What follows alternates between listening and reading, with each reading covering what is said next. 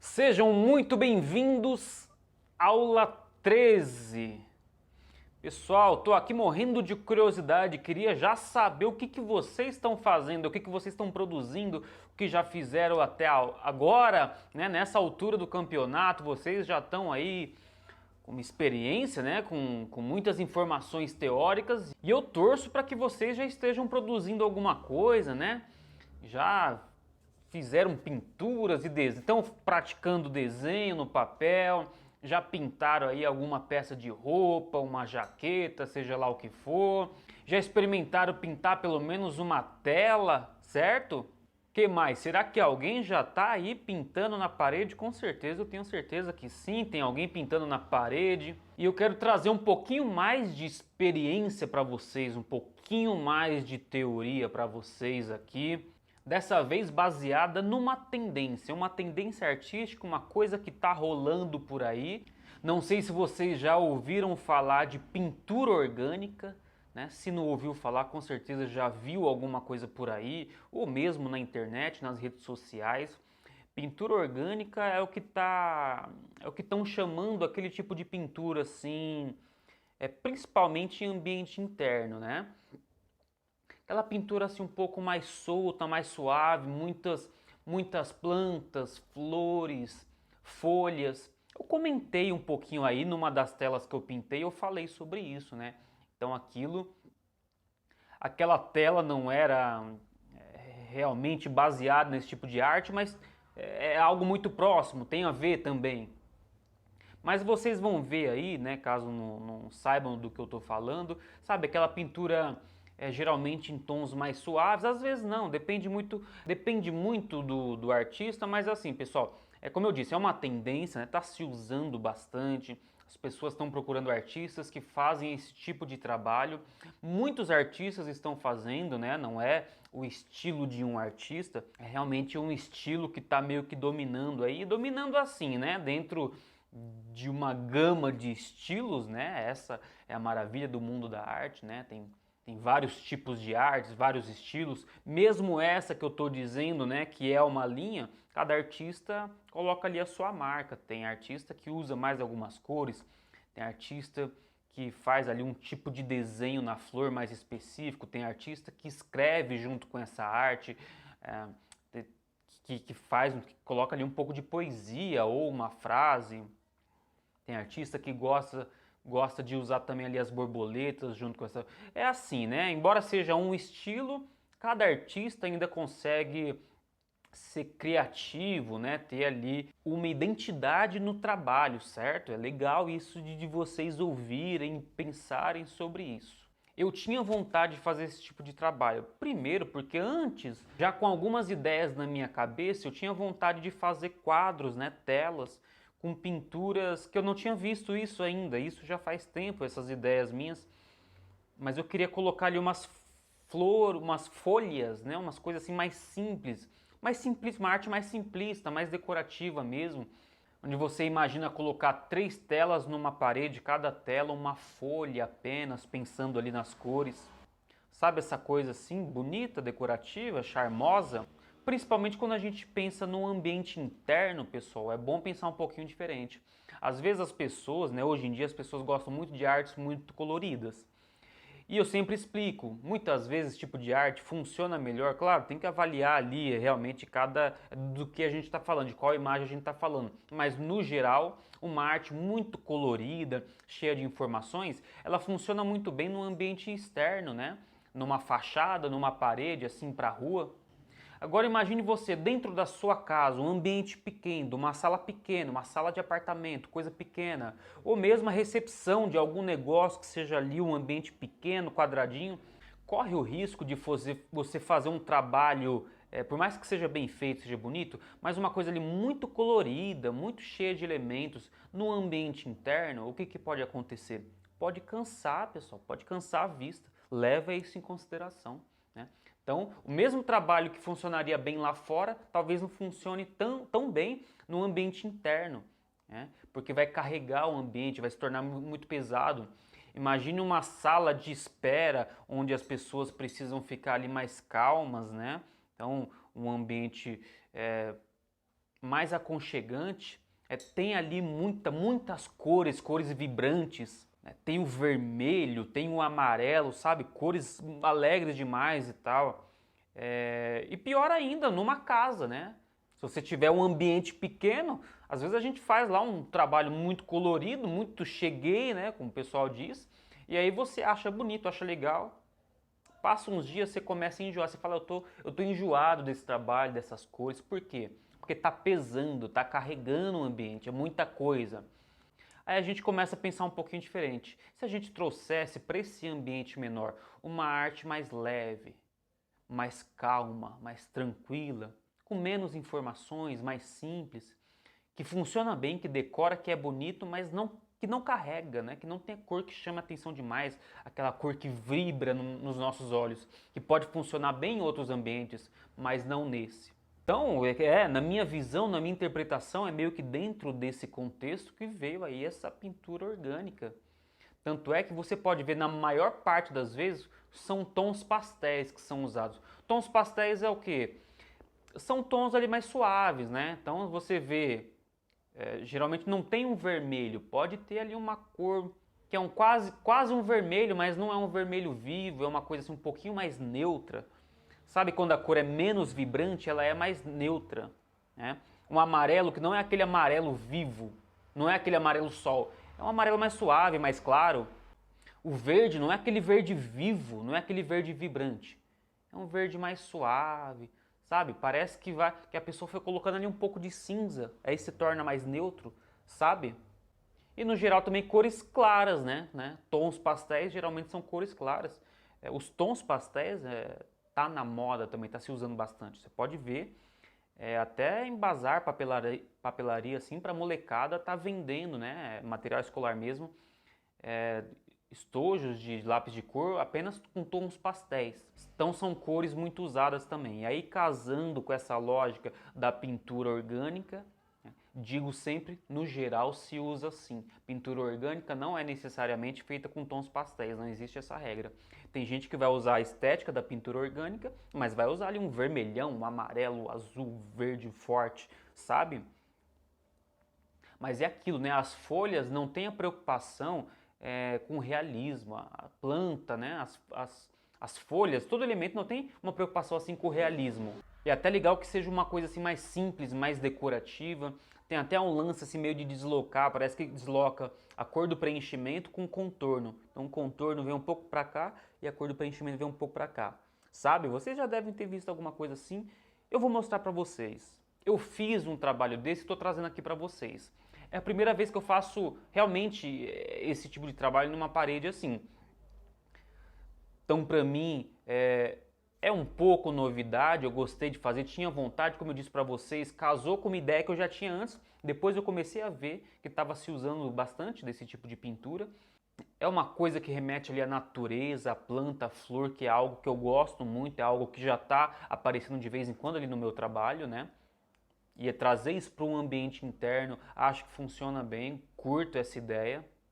Então vocês mais uma vez vão ver um pouco do passo a passo. Acho que a gente já traz aqui mais essa demonstração prática para vocês, né? Vocês me acompanharam um pouco fazendo um mural externo, então acho importante vocês me acompanharem fazendo algo interno dentro de uma casa, né? Pensando em mercado, as pessoas elas estão procurando muitos artistas que pintam quarto de criança, que pintam quarto de casal, a sala, né? Principalmente a sala, faz ali uma pintura, algo decorativo, algo bonito para melhorar o ambiente, tornar o ambiente mais moderno, trazer arte para o ambiente interno. Ou seja, existe um mercado para isso, existem muitas oportunidades de trabalho nesse sentido. E aí aproveito para dizer também, esse tipo de pintura orgânica, você vai reparar aí, se você ainda não sabe do que eu estou falando, você vai ver que é uma pintura que exige menos conhecimento de desenho, né? Sempre que eu falo esse tipo de coisa, pessoal, eu também comentava isso no caso do stencil, não é para desencorajar você a evoluir o seu desenho, na verdade é para incluir, né? Para as pessoas enxergarem que elas podem já começar a fazer alguma coisa antes de ficar ali anos treinando, né? Desenho, técnicas e tal. Pode fazer as coisas de forma paralela, né? A gente tem que sempre ir evoluindo. Por mais que a gente já esteja trabalhando, já tenha ali um retorno financeiro, a gente tem que continuar estudando, continuar evoluindo, que a gente não vai estar pronto nunca, tá bom? Mas quero dizer assim, você já pode começar, mesmo que você tenha pouca experiência com desenho, com pintura, já dá para fazer alguma coisinha, acho que a gente já viu isso um pouco daqui, né, nas últimas aulas, mesmo nas telas, né, eu mostrei para vocês uma pintura mais evoluída, uma pintura mais simples, que também é bonito, que também serve, aquele quadro eu já vendi, sabe, já foi vendido então, aquele quadro mais simples da tulipa, da flor, porque funciona, porque é bonito, porque agrada, né? Porque decora o ambiente, porque é arte também, sabe? Então é isso, né? Mais um exemplo de um tipo de arte que dá para você fazer sem, mesmo que você não desenhe tanto, mesmo que você não seja um desenhista realista com anos de treino aí em técnicas de desenho e tudo mais. Precisa de um pouco de bom gosto. Isso qualquer um pode ter. Basta observar muito, né? Observar muito arte, pintura, pensar nas cores, ver outros profissionais fazendo, como vocês vão ver um pouco eu fazendo, né? Você aprende muito observando. Pessoal, você aprende muito observando, tá? Não esqueça disso. Dá para aprender bastante. Observar ali como é que é feito, os detalhes, como é que é pensado. É legal saber como que o artista pensou, como que ele compôs, por quê, tá? Eu vou então tentar explicar isso para vocês, né? Se possível, a gente divide esse trabalho em duas aulas para eu poder detalhar um pouquinho mais para vocês já, né? Daqui já ir pintar pelo menos a parede da própria casa, a sala da própria casa. Já pensou? Com certeza vocês estão preparados para fazer uma pintura bonita, charmosa, moderna na sala de vocês. Beleza? Tá bom? Quero ver, um dia eu quero ver aí a pessoa comentar, assisti sua aula e fiz aqui na minha casa, tá bom? E aí já é uma experiência, daqui a pouco você está fazendo na casa de outra pessoa, porque você vai postar a foto no Facebook, no Instagram, alguém vai ver e vai falar, opa, quem fez isso pra você? Você fala, opa, eu? Né? Se quiser, cobro tanto. Você já tem uma noção aí, já né, tem uma noção de quanto gasta de material, já tem uma noção de quanto vale aí o seu dia de trabalho artístico, certo? Pessoal, nesse caso, eu fiz um esboço e mandei para a pessoa.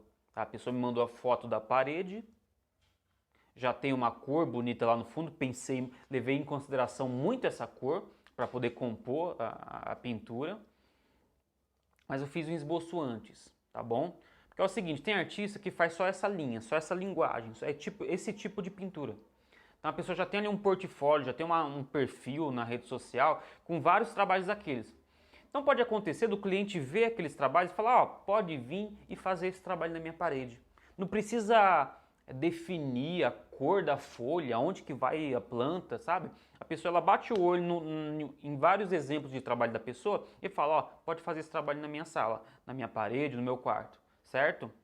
No meu caso, pessoal, eu não tenho esse tipo de trabalho no meu, sabe, ali no meu histórico, ali na internet, né? Então, claro, o pessoal que conhece ali sabe se pode confiar ou não, né, no meu trabalho, mas esse tipo de trabalho eu não tenho, né?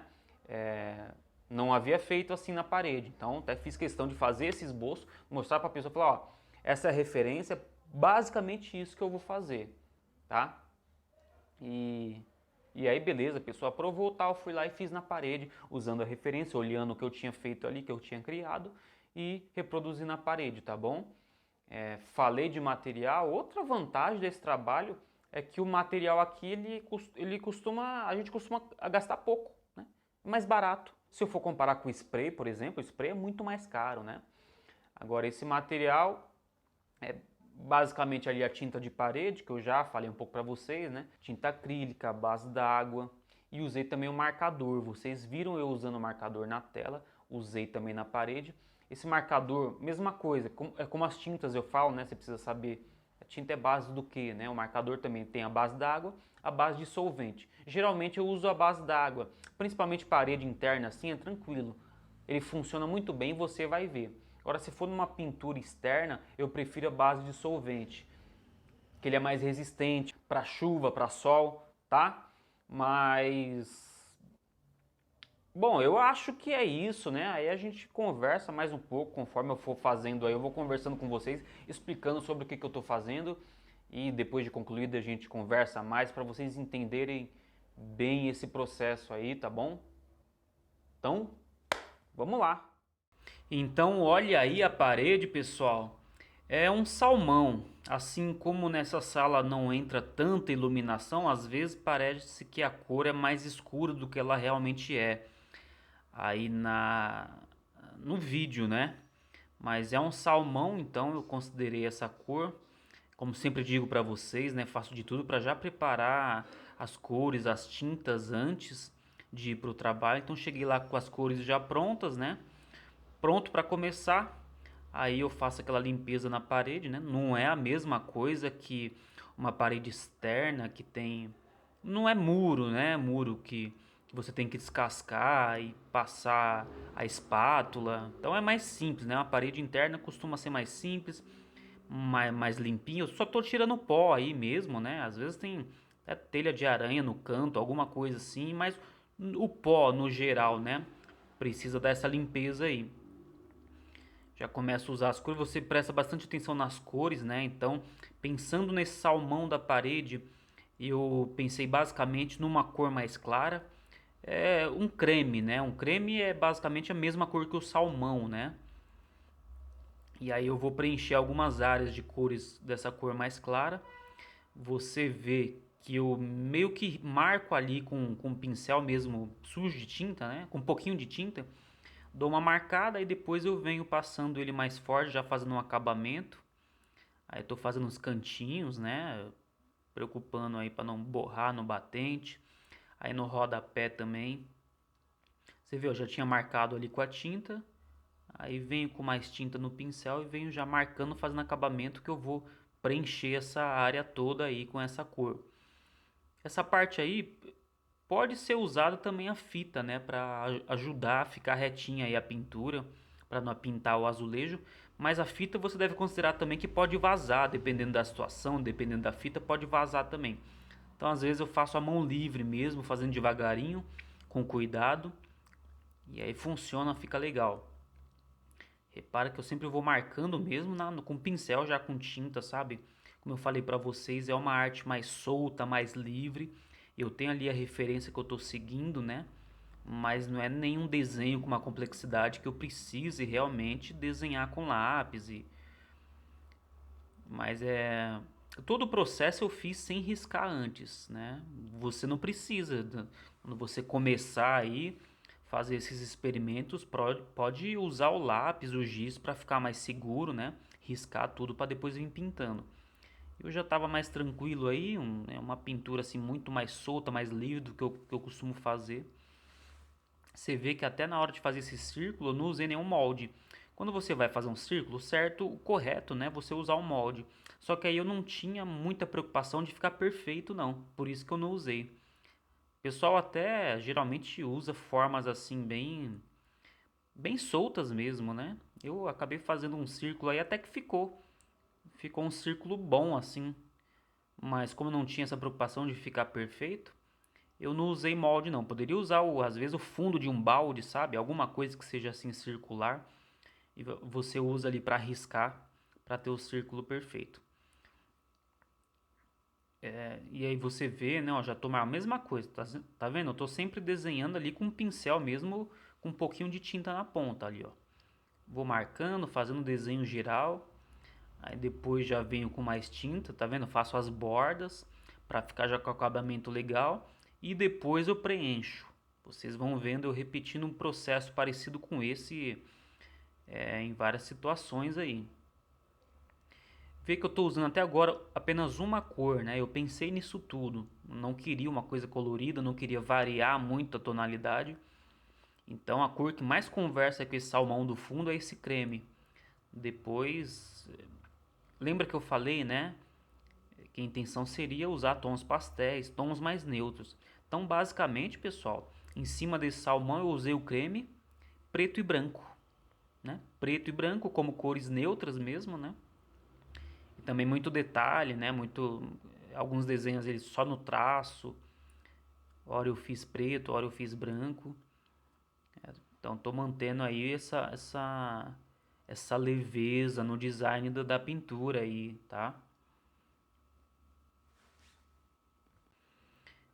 Repito, né? Essa é uma tinta acrílica para parede, sem segredo nenhum. Diluir com água, claro. Diluir um pouquinho mais para ter certeza que a tinta ia fluir bem, né? Que ela ia ficar líquida, né? O suficiente para na hora que eu traçar, na hora que eu fizer esses detalhes aí, ela escorrer bem na parede. Agora, por isso também, né? Eu acabei não resolvendo esses desenhos com uma mão só. Então, basicamente, cada elemento que eu pintei, né? Esperei secar, depois vim com uma segunda mão, para não ter falha, sabe? Para a cor ficar ali bem sólida mesmo. Aí no vídeo parece que já tá ótimo, né? Na primeira mão, mas olhando pessoalmente precisava assim de uns retoques, de uma segundinha mão para a cor ficar mesmo forte. Você vê que eu estou usando marcador aí para riscar. Nesse momento eu estou riscando mesmo, não é um contorno, não é um desenho que vai ficar na finalização do trabalho não. Então eu estou realmente riscando com marcador. Novamente eu digo, né, um trabalho muito solto, muito livre, porque não seria o correto você riscar com marcador, porque o marcador uma vez na parede você não apaga, não adianta você passar pano, não adianta passar borracha, né, ele não vai apagar. Então aí é porque realmente eu tinha essa liberdade de fazer a forma assim, é como saísse, né? Com a referência, é claro, não tem como eu fazer uma coisa que saia muito do que eu já tenha combinado, né? Eu tô com a referência ali. Mas não tem problema se vai ficar um pouquinho mais pontiagudo, se vai ficar um pouquinho mais alto, um pouquinho mais baixo, né? Essa liberdade é que eu digo que eu tenho nesse trabalho aí. Agora o vídeo deu uma clareada um pouco, acho que dá pra vocês verem aí a cor melhor, né? A cor mais fiel que realmente era. Então você tá vendo aí no fundo o salmão, o creme que eu já passei. Essa cor que eu tô passando agora é creme também, só que mais claro. Ou seja, peguei esse creme que eu já tinha usado e coloquei branco. Você vê como eu mantenho ali uma paleta de cores, né? Simplesmente peguei o creme que eu já tinha usado e coloquei branco. Então pode até parecer com um pouco de branco aí, mas não é não, é um creme bem clarinho. Até aproveitei para fazer nessa parte mesmo porque fica mais próximo ali do disjuntor que é branco, entendeu? E aí o disjuntor branco não chama tanta atenção, já que tem outros elementos claros ali perto dele, né? Então fica assim uma coisa mais equilibrada. Então você vê o marcador, eu só usei de referência, risquei, tô pintando dentro, né? E depois eu volto com o marcador fazendo o contorno realmente, tá? Esse não é o contorno final. Aí já dá para vocês visualizarem melhor, né? Essa cor mais clara, como ela tá bem falhada. Até porque não secou também, né? Você que não tem experiência, às vezes até assusta. Você passa uma mão de tinta ali, fica bem manchado. Mas conforme vai secando, ela não fica assim tão manchado não. Fica ali uma cor mais homogênea, né? De qualquer forma, eu passei uma segunda mão para ficar mesmo, para ficar ótimo, né? Para a cor não ter falha nenhuma. E aí, um detalhe importante, eu estou usando um amarelo, não é um amarelo vivo, né? É um amarelo meio opaco, assim, um amarelo um pouco mais suave, né? Um amarelo um pouco mais claro, não é aquele realmente aquele amarelo vivo, como eu comentei lá no início, não é um amarelo sol, né? Poderia ser, mas nesse caso aí eu não optei por não ser, né? Um ambiente interno, uma sala pequena. Qual que foi o meu objetivo, pessoal, para vocês entenderem bem o meu raciocínio? O amarelo é uma cor alegre, né? Ela traz alegria, ela traz uma certa vibração para o ambiente. Então, por exemplo, eu não usaria o amarelo no lugar desse creme. O creme você viu que ele ocupou bastante espaço, mas o creme é uma cor muito suave, né? Muito neutra, né? E conversa bem com esse salmão do fundo. Conversa bem, eu digo que ela não contrasta, né? Ela imagina que são cores próximas até, uma mais clara, outra mais escura, mas são cor próximas, né? Não é uma cor de contraste. O salmão, que é uma cor mais quente, por exemplo, uma cor que contrastaria seria um verde, seria um azul, entendeu? Aí daria bastante contraste, seria bem diferente. Mas aí o salmão com creme é o que a gente diz, né? As cores se conversam bem. Então eu escolhi passar o amarelo apenas em algumas partes, né? Tem alguns toques de amarelo aí. Fiz mais algum detalhe pequeno de amarelo pra cima, que é pra ficar combinando, né? Digo de novo, não fiquei variando as cores, não fiquei jogando outras cores. Esse mesmo amarelo então que eu tô usando aí, eu usei um pouco mais acima e outros detalhes.